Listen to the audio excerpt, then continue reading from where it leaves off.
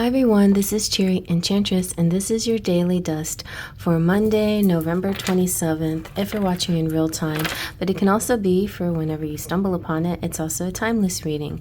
I'm doing a little series of decks that I like that have a small border around them, and Shadowscapes is one that I love and adore. It was my very first tarot that I ever used on this channel. The first deck I ever used at all was the Rider-Waite-Smith deck that I gave to my daughter. But this one I specifically got because it had a very whimsical, a lot of fairies and mermaids and things like that. Closest thing I could come to a fairy deck that I approved of. I mean, there's just so many that just didn't hit the mark to me, but this one was so nice.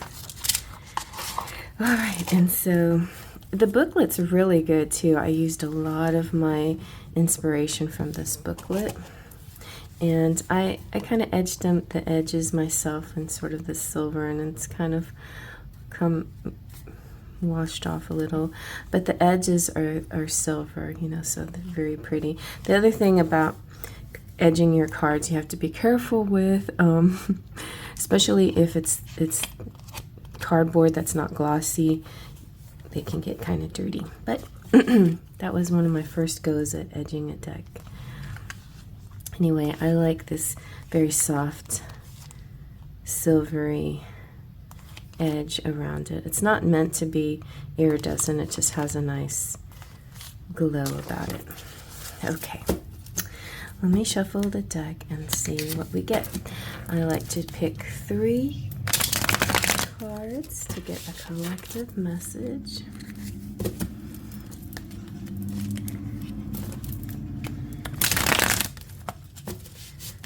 I think I can back shuffle this one. Let's try it. There we go. Okay, that's so satisfying. All right, here we go. Let's see, 3 cards. We have, oh my gosh, the Lovers. This is one of my favorite Lovers card. Isn't it pretty? I also like this because there's a lot of black-haired ladies in it, so I feel like resonate with it. All right, and we have the Queen of Swords. Okay, and the 5 of Cups. Oh, all right, interesting. Lovers also can represent Gemini. We have Queen of Swords energy, so it could be a Gemini female here. Let's zoom on in and see what else we get. I feel like in this case, the Lovers is kind of like the Death card, the Sun, where it shines on the whole reading, and Lovers shines on the whole reading. The reason why I had the thought of the Death card in my head this morning was one of the people I follow, Healing and Beyond, a couple of weeks, maybe more than a couple, maybe a month ago, he lost his cat. His cat passed away, but then more recently, his baby girl was born. So I'm like, I just had that thought in my head, you know, that's kind of what the Death card is. It's like life and death, you know, it's like cycles, and it's like new again, things born again. But anyway, that's not here necessarily, but it can be, you know, if you find yourself in a situation where you're connecting with somebody and it feels like this new fresh feeling. Overall though, the Lovers represents union and balance and energy and flow and desire and passion and the melding of heart, mind, and body, and it sometimes represents marriage. And it's also sometimes choices, but in this particular card, the purity of and the simplicity of the calla lily contrast the sensual complexity of the rose. So there's a lot going on here. I feel like you could be connected very intensely and deeply with someone. There's definite possibilities here for marriage. If you're not married, there's possibilities here to go further, to advance, to level up, to come into union. I feel though on this particular day, I think the Lovers card represents you as a whole, like you are so united with this person, this energy out there, whether you get to be with them on a daily basis or there's some kind of separation. I'm feeling, though, however, that even if you live with this person or you get to see them every day, there's a bit of separation right now with the Queen of Swords. Queen of Swords energy is giving me a kind of harshness. So I feel like maybe you came off harsh. Maybe you hurt somebody's feelings you're not even aware of. Maybe it's the other way around. Somebody that you're connecting with seems sort of harsh or cold or unavailable. You know, it kind of makes me think of like Venus and Aquarius. You know, it's a very nice placement for Venus, but Venus and Aquarius can be kind of cold. It's all about freedom and open and the kind of love that is very beautiful and precious. But oh, there's a fire truck that just drove by. I was like, that's a loud vehicle. It's not trash day. Yeah, it's a fire truck doesn't have the sirens on. Interesting. So I feel like, you know, that kind of represents evaded.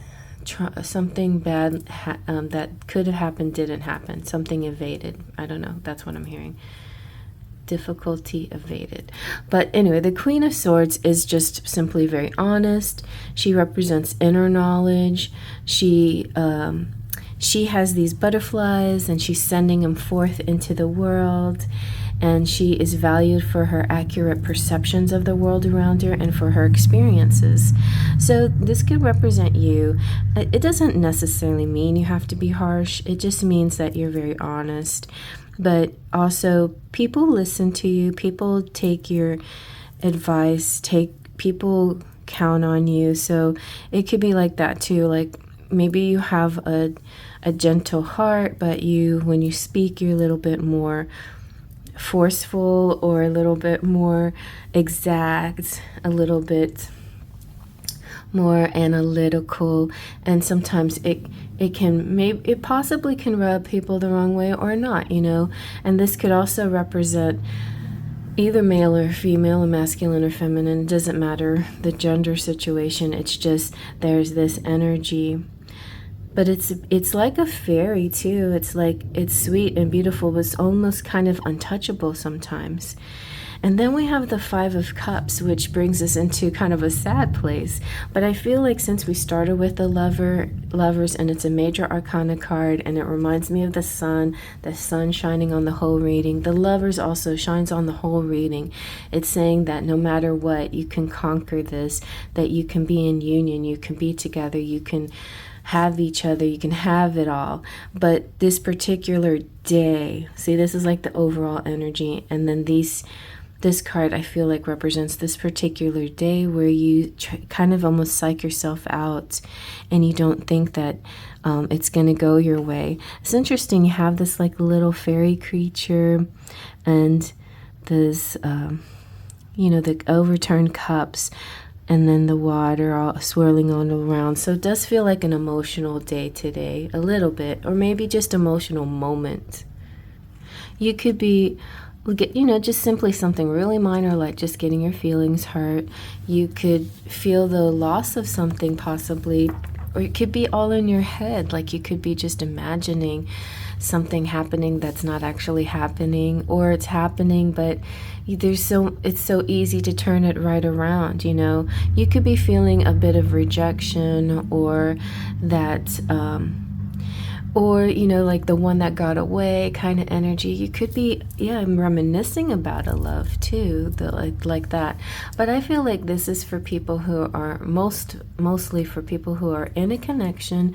Whether if you're living with them, then maybe you just had said something that rubbed somebody the wrong way and there was sore feelings. That's it. Very minor situation today. If you're not living with each other, then there could be like a distance. The distance could make you say something harsh about it, or they say something harsh about it, or the distance can make you feel sad, or the inability to talk, the low communication, or the lack of yeah, sometimes that's what happens. The lack of communication can get your mind going in all kinds of places. So what do you do in that situation? You reach out and start communicating again, and that should heal it and make you come back to the lover's energy again. All right, so I hope you like that. Faith, trust, and pixie dust.